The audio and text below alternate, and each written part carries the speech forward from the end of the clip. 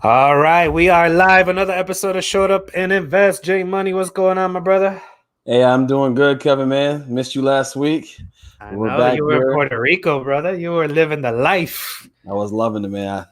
the, the, I didn't want to leave. the life that this grind provides. Yeah, definitely, man. I mean, hey, we're true virtual investors. We just don't talk about it. We really, really can do it.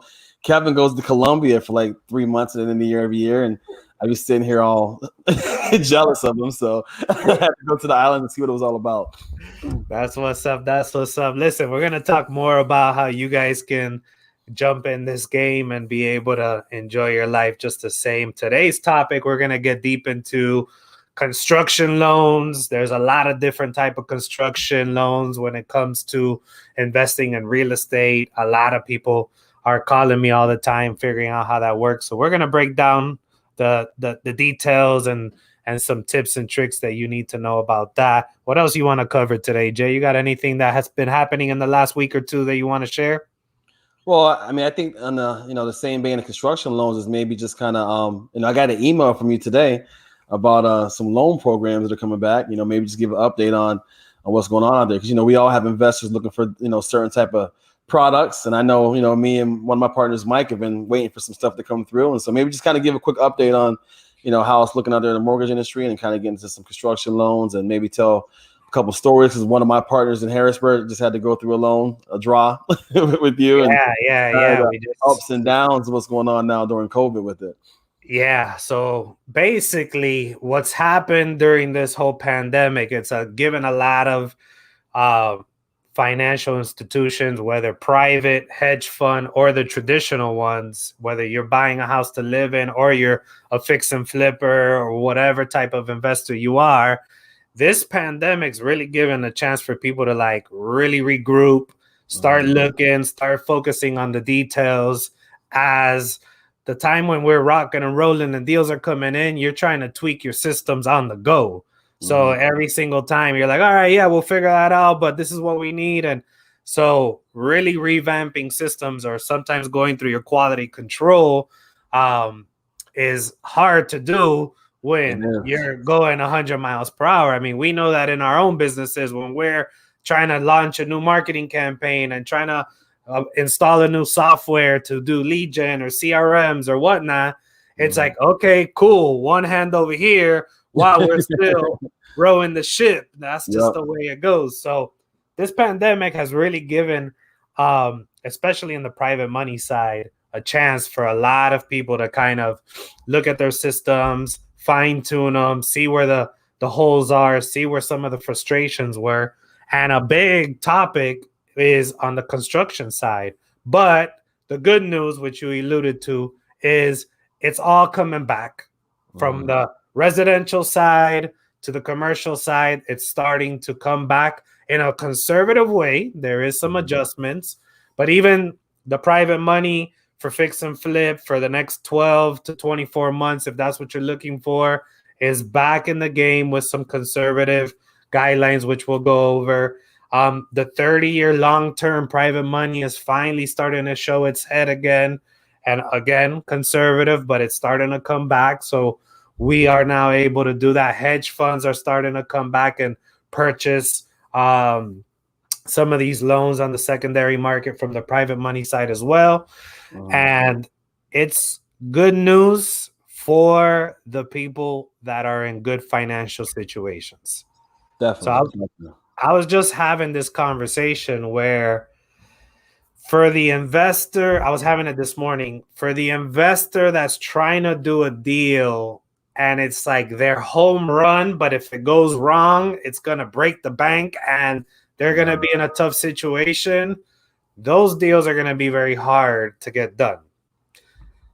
We're looking for liquidity. We're looking for good credit history, because even though it's coming back on the market, it's still coming back on the conservative side. We want to be able to do business with people right now that if the market shifts and after elections, we start seeing where we are, where that person can what we need to do all the time: pivot, adjust. Can they hold on to the property a couple more years?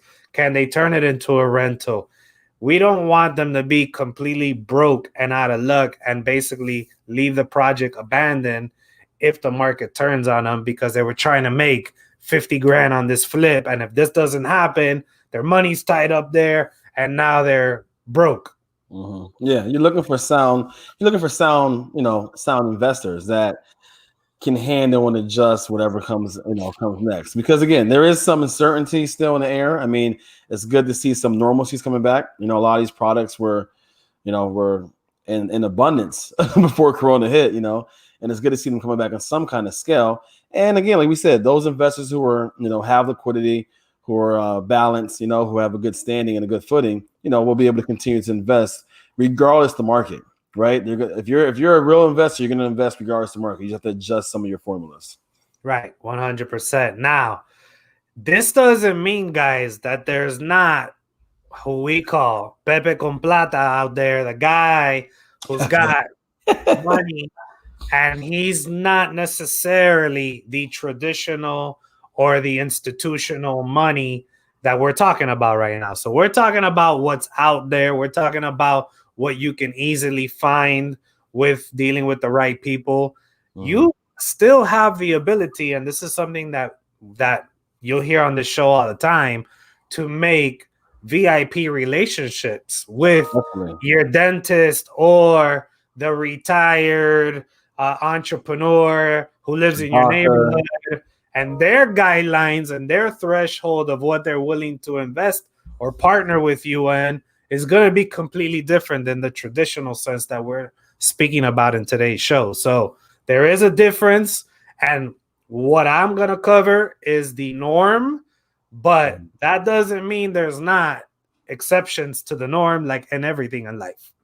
Yeah, you're going to kind of show, some of these conventional and non-conventional, right, lending platforms are out there. Again, the private money, the doctor, the lawyer, the person with the 401k that's full, that sees the market go down like it did the last couple of days, right? They're still out there looking to put their money into play.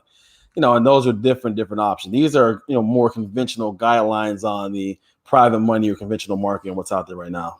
Right. So let's talk about the breakdown of construction loans. So there's a couple of different ones. You'll hear sometimes in the traditional sense, there's the 203k loan for FHA for someone who wants to buy a house and live in it. And they want to fix the roof, they want to fix the kitchen, and they want to get basically a mortgage to buy the house that also has tied in the construction side of it. There's also on the conventional side, the one-time closed construction loans that works exactly the same way. I do get approached a lot by people that want to build their custom home, that they want, to build it from the ground up or knock something down. That will fall into those categories. That's different than the real estate investing game, the fix and flippers, which is where we're going to focus on today. But those loan programs, they were frozen for a while during Corona. Now they're slowly coming back out to the market. Just like in the private money side, they're a little bit conservative now. They want to make sure that you're not overextending yourself and getting caught into a bad situation midway through a construction project. And that's kind of the fear overall, and why the rules are set to make sure that it's a sound investment no matter what, if you're fixing and flipping or if you're doing a custom home build. Definitely. Now, in the fix and flip side, what we normally hear, the traditional side, or if you're fixing to then hold, right? If you want to keep that proper rental, well, you need to bring it up to par because you got a really good deal on it. This is where we get into what we call construction draws, or the construction loan side of the deals. It gets a little confusing because normally in the private money game, we have a hard ARV limit. So ARV, you guys have heard us talk about it in the show a lot, is the after repair value of the property. It's what the property should be able to sell for when it's done in prime condition based off all the repairs. Yep. This is always the magic number, and I think it's the number where a lot of people make the most mistakes. because they compare it to something that they want it to be, not necessarily what they're planning to do themselves. Exactly. Yeah. Yeah. They're looking at a house that, somebody went through and did it from top to bottom, but then they're going to do a mid-grade rehab and want the same exact value, and Yeah. that's not, appraisers don't work that way.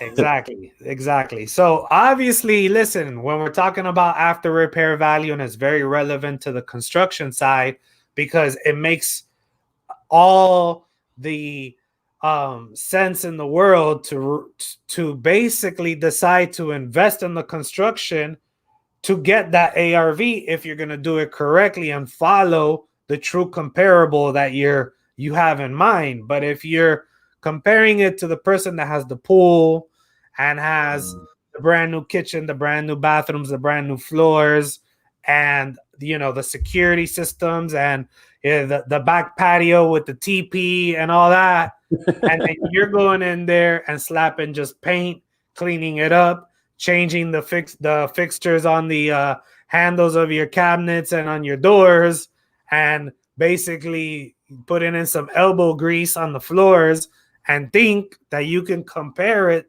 to that property. Yeah, you're saying, don't just go to Zillow and, take the Zillow comps and say, hey, I'm going to get that, right? Because that's what Zillow does. Zillow throws all that stuff into one and gives you a value, right? Where you actually got to go there, pull some comps for the grade of, construction that you're going to do, the rehab you're going to do to get a true ARV. Because this is where investors get killed, right? They think the ARV is 150 and then the appraisal comes back at 125, right? Then they want to yell at you and it's not your fault, right? It's like they're comparing a house at 150 when they only did the 125 rehab, So that's the main key when you're doing a construction loan is that initial draw schedule. I mean, you want to kind of go over the draw schedule or what that entails and how you go about that. Yeah.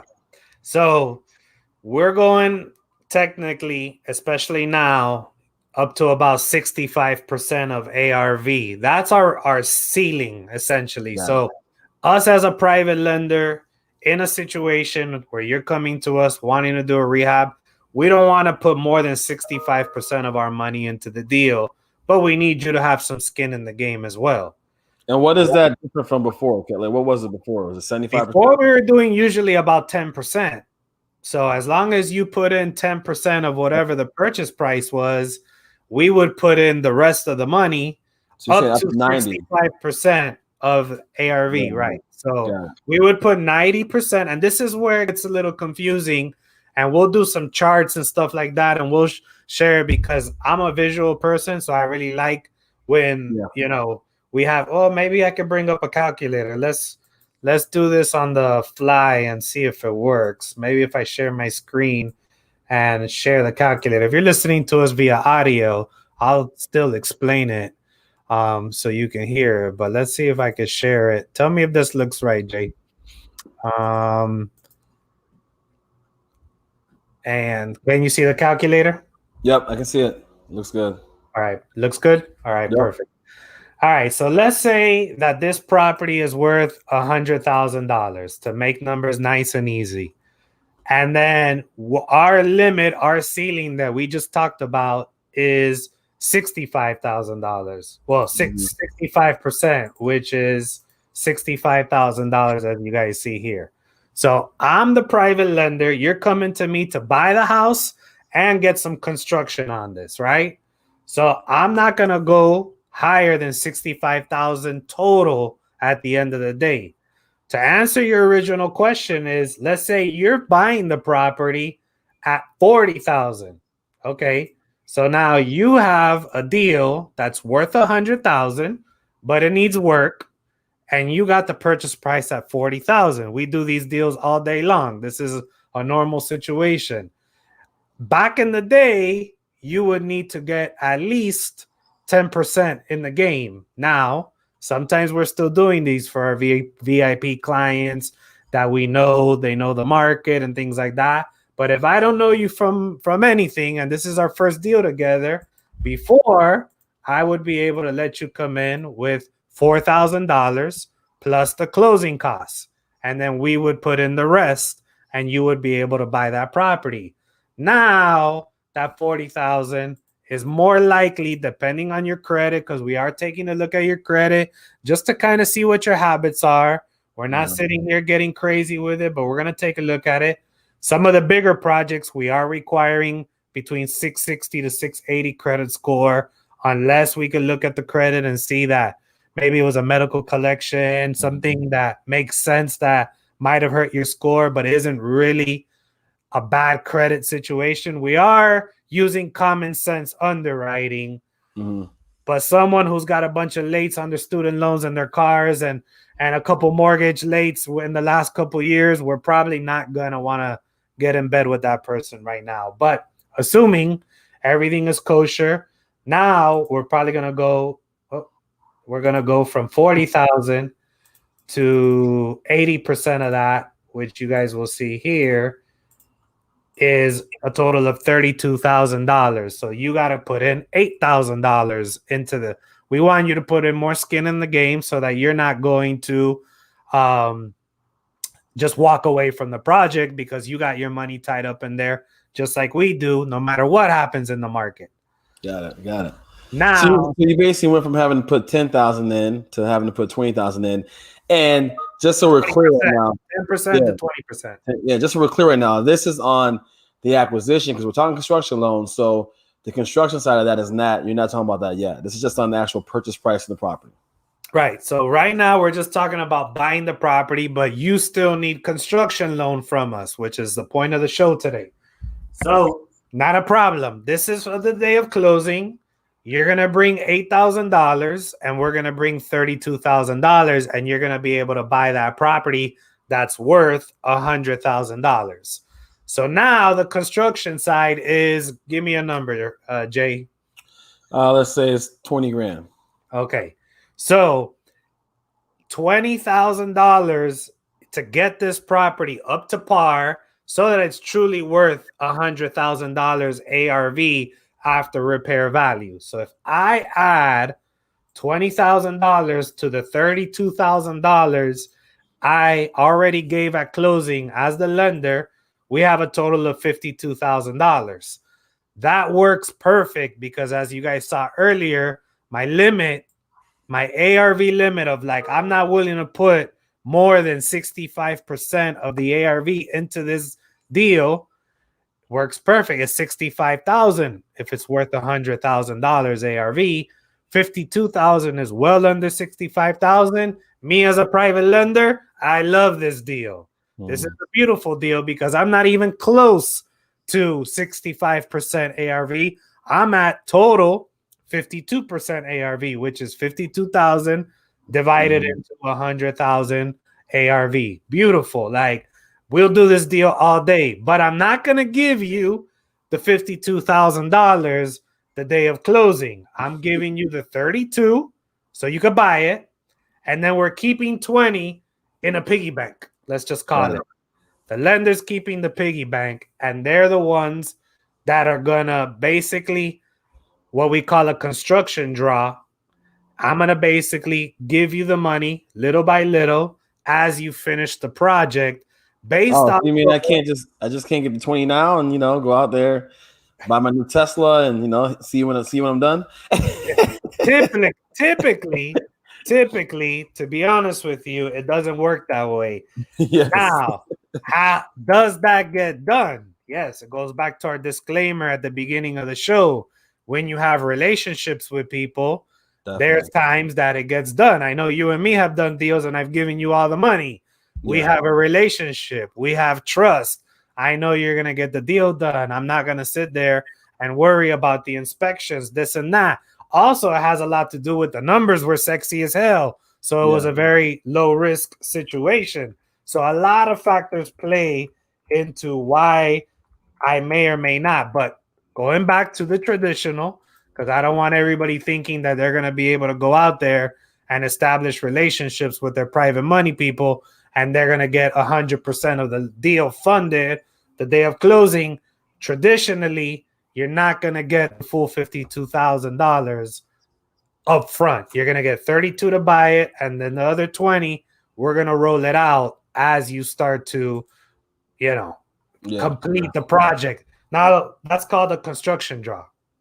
So just so you know, and just to kind of give a FYI, so basically there's $8,000 of the purchase price that I'm the buyer have to bring, plus closing costs.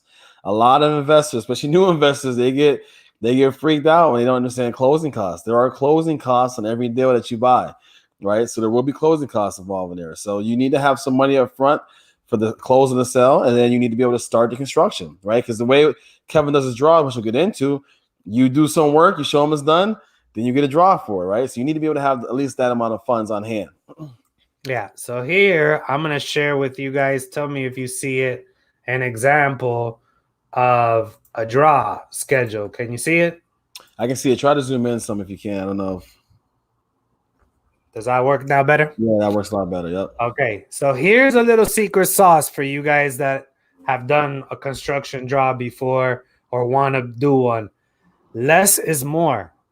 And here, as you can see, we did it super simple. We did it where it's kitchen, appliances. Try not to use the word etc. This right here, you got away with it. But etc. doesn't mean anything. But essentially, this was kitchen. It was going to cost him $80,350. It AC, the roof, another $8,350. Bathrooms, $8,350. Flooring, walls. So he basically broke his down a total of $41,750 that we held on to as the construction draw. And he basically said, I'll do it in 5 different draws. It doesn't have to be 5. You could do it in 1. You could do it in 3. You're the person that's telling us how you're going to manage your construction.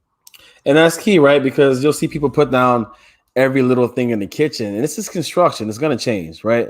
It's going to change. And I see people freak out like, oh man, I didn't do that. You know, if you just put down this, the kitchen's complete, right? That's the work for the kitchen. And like you said, you could go through and do the kitchen, AC, and the roof, and come to you for a draw. Then it doesn't have to be I come right now for draw 1, or I can do in different sequences too.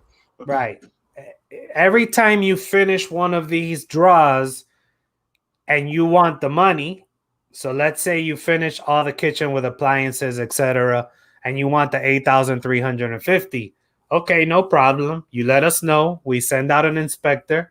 The inspector checks it out, takes picture, and makes sure that it's actually done, right? They don't want to get there and basically find, a fold-out table in the kitchen, and then you're trying to get away with saying you finished the kitchen. So that's the reason why, because from a private money side, if I'm going to put more money out on this project, I'm going to do it guaranteed that that part of it gets done. Here's why. If for whatever reason something goes bad and you ditch the project, well, if I put $32,000 out, then I gave you another $8,000 for the kitchen, at least the kitchen is done. Yeah.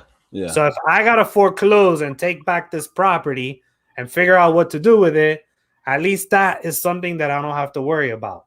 Yeah. And the further down you get through the draw schedule, the better the condition of the property is, because we pay after the work is done.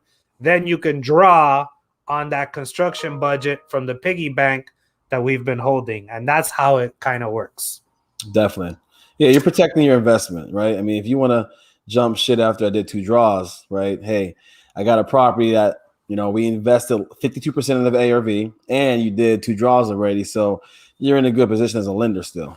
Right. I know. And potentially, let's say they did these 2 draws and for whatever reason, God forbid, car accident, God forbid, loses their job, the economy changes, market shift, COVID, lockdown. I mean, we're living in a time that anything can happen. I think we've proven that this year in 2020. So if that were to happen and the project goes, I technically didn't give them the rest of this money. So I'm not even in it for as much money as I originally thought. Exactly. So I'm only in it for another 16,000 plus the 32 that I gave, instead of giving them a full 40,000 up front. Yeah. We don't give them money up front, guys. Let's say this would have been the draw. Let's say this would have been the total money I had in the piggy bank. If I would have given them all this at closing and then Corona hits and we go on lockdown and this person stops paying because their whole business fell apart, now what? I gave the budget to not only buy this, but I also gave the money for the construction that never got done. So if I got to foreclose on this property, I now have to put money to get this property up to par or sell it as is and hopefully get all my investment back when none of the construction was done or 50% of it was done, but I paid 100% of it. That's why it's going to be very hard for you guys to get all the construction money up front from the traditional type of lending institutions or experienced lenders. Again, your neighbor down the street might do it, and that's different. Or if you have a great relationship and they know you, they know your business, they know you have backup and reserves, then that's different as well. So that's kind of the mindset behind why we do this, how we do it, and how it's worked out. You did point out a very important detail, and people look at this and might say, oh, that's pretty simple. I have gotten the ones that are like kitchen cabinet left, 2 kitchen cabinet right, 3 kitchen cabinet fixtures, light bulb, this and that. Right there, guys, I would highly advise you against that. Simply because the more details you put, the more they're going to make sure it gets done. So now every line item is going to depend on that being done 100%. Yeah, that's what I'm get to. Like, what is the process now, right? If somebody puts all that in there, or somebody puts that, what's the process of? Hey, Kevin, right? I did the work, right? I got the kitchen done. I need my money now, right? I don't have much money left to continue. What do I do? So we've had a couple different strategic clients, and it can be done this way. So let's say like you bought the property. Let's go back to our example at $32,000. Sorry, at $40,000. You put in 8. I put in the other 32,000. The construction is 20,000. I'm holding it in the piggy bank as a construction draw, but you only really got 10. You don't have the full 20 to be able to finish 100% of it to be able for me to give you your money back. Yeah. So this is why draws make sense. Use the 10 for your first draw. Let's say you do $8,000 worth of work, spend it, then call for the inspection. The inspections usually run anywhere between $100 to $150. We inspect it. We see that the $8,000 kitchen is done. And now we fund you the $8,000 minus the inspection fee. All right, now you got your money back again. So you're playing with that 10,000 and you're basically going per draw. All right, now I'm going to do the bathrooms. You spend your $10,000, you do the bathrooms. Now you come back and then we give you the bathrooms. And then you finish the painting of the house for $2,000 and you do your third inspection and then we give you back the $2,000. So you were able to get $20,000 worth of work done. Playing with the draws of investing it, getting it done, getting it now from the piggy bank, now going back and doing it again. And that's how you basically do it if you don't have the full money. Got it. And it's not the key to that is it's not like some crucial hard, process, right? Like it's not like I put my money up. If you do the work that you said you're gonna do, and the draw schedule is approved, you'll get your draw, you'll get your money back. So right. Hence why keep it simple. Just say bathroom, just say tile, just say painting, just say, whatever, fans. Don't get super detailed because it gets complicated. And we'll tell you a story in a second about that. King George is asking, does your lending criteria or anything in the process change if the flipper acquires the property creatively, leaving the original mortgage in place? So what King George is talking about is a sub 2 deal. So yeah, there is obviously that changes the game depending on what you're trying to do. So if you have a mortgage already in place that means there's already somebody in first lien position. Yep. So you got to find the private lender relationship that will allow you to do a second position, second mortgage, that they're comfortable going behind the first mortgage and lending you, let's say if this was the project and you needed $40,000 to bring it up to par, that private lender still probably going to measure it against ARV, right? They're probably still not going to want to go past 65%. If your first mortgage is under that, you might find a lender out there that's comfortable going in second position and giving you a construction draw and handling it exactly the same way. The only challenge you're going to have there is finding someone that's comfortable going in second position behind the first mortgage under those terms. If you're looking to get a private mortgage to pay off that mortgage and then also give you a construction, so you're essentially refinancing by killing that mortgage and just now letting the private lender with the construction loan go in first position, well then, that's probably going to make them a lot more comfortable in that situation. Yeah, good question. Definitely good question. We got another client that's saying, would you try to use the 203K to fix up any of your properties? All right. So the 203K is an FHA loan. Yes. FHA is your traditional residential deal. Some of the challenges is that's meant for primary residence. So it's not like you can't do that, but you're going to have to use the strategy of living in the property while you're doing this 203K renovation. And listen, I got investors that do this. And Jay, I'm sure you know a few yourself. They buy a property, they use the 203K, and then they live in it and then sell it a year or two later, make the money and do it all over again and go bigger and better every single time. Yep. I just advised, I had advised a client of mine the other day about that. I said, hey, if I was you, a young guy in his 20s, right, single, no kids yet, he's looking to get in real estate. I said, hey, if I was you, I would go see what option you have for FHA 203K or an FHA loan, either get a property that needs some work or get like a duplex and just do that house hack thing. Like we say, house hack, just keep moving on up, moving on up, moving up. So that's a great, great strategy. But again, you have to move into the property. It cannot be your investment properties. Yeah, exactly. So if you already have one that's a primary and what you're trying to buy with FHA isn't bigger and better, to get a 203K loan on that one is going to be tough. And you can't have multiple 203K or even multiple FHAs within the same market. Unless you're moving out of state to something else, then they'll make the exception of the rule, or under special circumstances, you may be able to get an exception. But to be able to flip properties is not going to work. And if you guys get traditional real estate financing deals, here's a little tip or a little hack as well.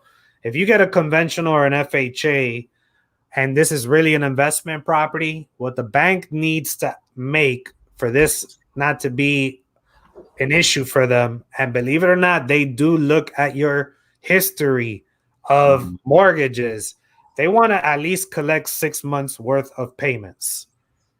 So whenever you get a conventional or an FHA loan, if you flip that thing and it doesn't take 6 months, they don't get paid 6 times from your pocket, they lose money, because remember, they have a staff overhead. They sell the loan out in the secondary markets.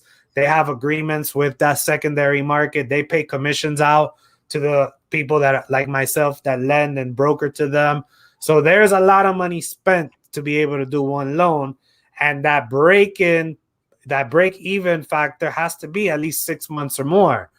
Anytime you pay off a traditional mortgage prior to 6 months, they're not happy about it. Private lenders don't care.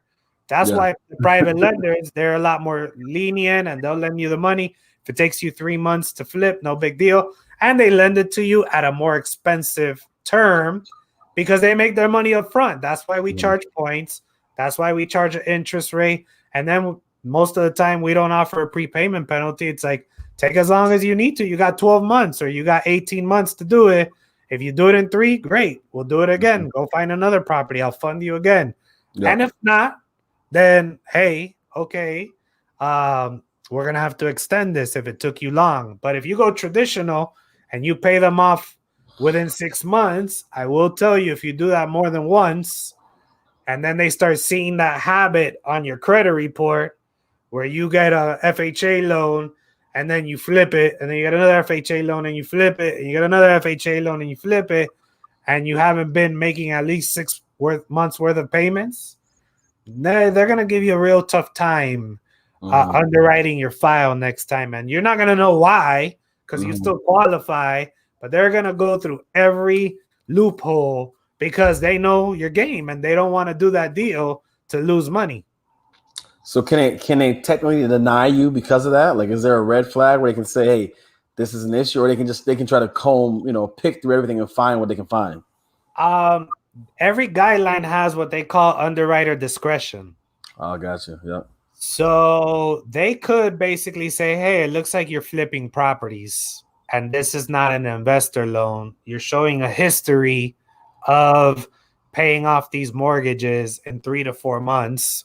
So we don't feel comfortable giving you this deal because you've shown a pattern of flipping the properties for a profit, because they will go into public records and see what you bought it for, what you sold it for, and they're not stupid. They will see what your game is, and then I remember back in the HUD days when I was doing a bunch of HUD deals. And HUD came out after the foreclosure crisis happened. They were trying to stabilize the market. HUD came out with the whole, you couldn't buy a home as an investor, right? If you're an investor, you couldn't buy a home for the first month.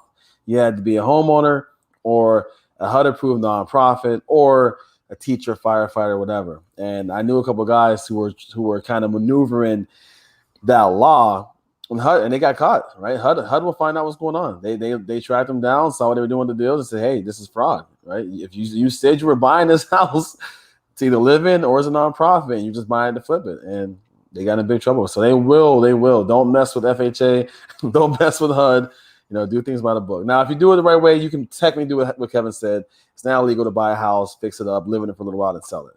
But you can't just If you're in it for 8 months, if you're in there for 9 months, it's all right. It's understandable.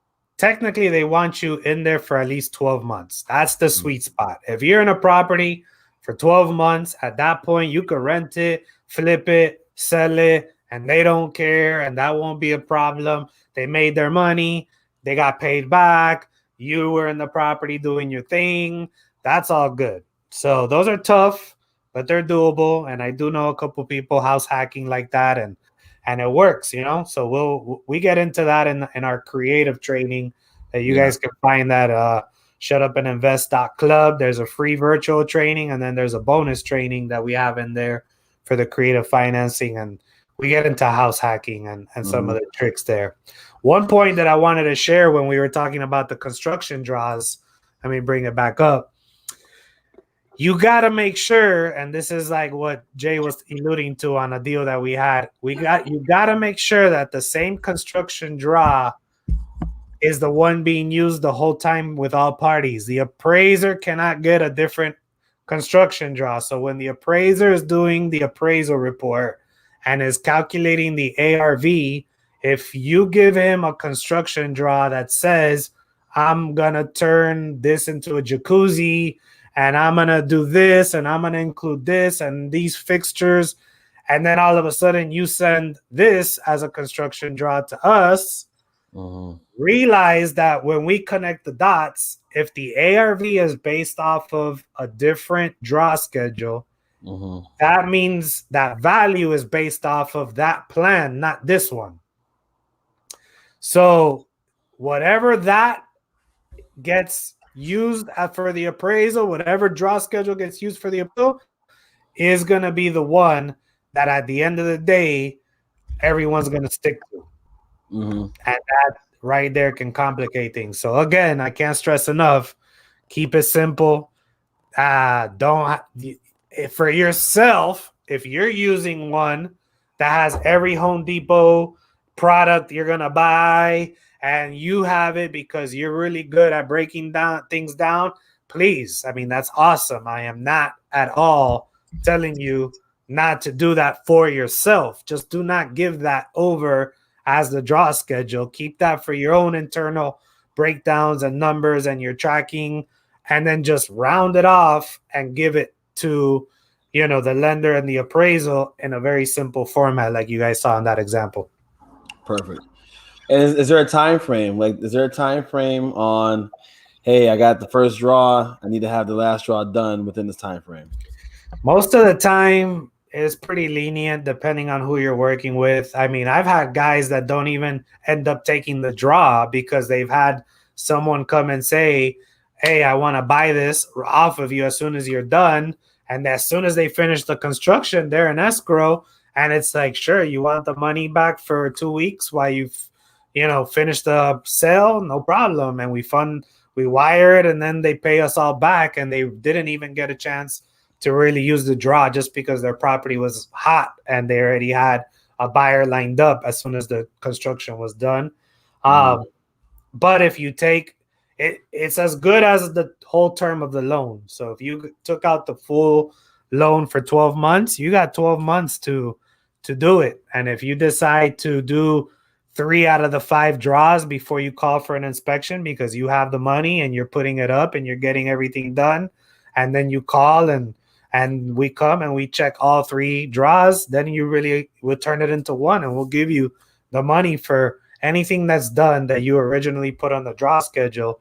We'll fund it if it's done. If it's 75% done, we'll give you 75% of the number you put. If it's 32% of it is done, then we'll give you 32% of the money that's in the piggy bank. Like, that's the way it works. Got it. We covered it pretty much. You know, yeah. I mean, I guess the good thing is, you know, the programs are out there again. Kevin's on the front line when it comes to lending, traditional and private, and he's seeing it open up. So if you got good deals, hey, if they're private deals, send them his way. He can make them happen. He makes them happen for me all the time. So, you know, I can talk from experience. But the money's out there. The banks are loaning again. The private money's out there, right? The institutional money, which is the hedge funds, is out there, but then the private money in your phone book, in your, you know, your calendar, that money's out there too. So don't be afraid to go out there. If you got a good deal, go out there and source it to some people. There we go. Hopefully this clarifies it. If you guys got more questions, you can find us in the Facebook group, Shut Up and Invest. Look us up. You can also DM us through the social medias. And if you're looking to be in Puerto Rico for weeks at a time, like J Money and his family, he's got his kids homeschooling. They're going wherever they want, living the beautiful life. Go to shutupandinvest.club. You will get a free training. We got over 20 videos in there that shows you exactly how to pick up deals, exactly the softwares and tools and resources we use. Everything from how to get them to how to sell them to mindset to, I mean, we break down pretty much everything in there. And the reason it's free is because we want you guys to start doing deals and then bringing them to the table to see if we do deals together. We're looking to go into more markets, and we need people that got the knowledge and the skill set. Definitely, man. Hey, until next week, guys, remember, shut up and invest. Check out the free virtual investing course and send us some deals. We're looking. We're out.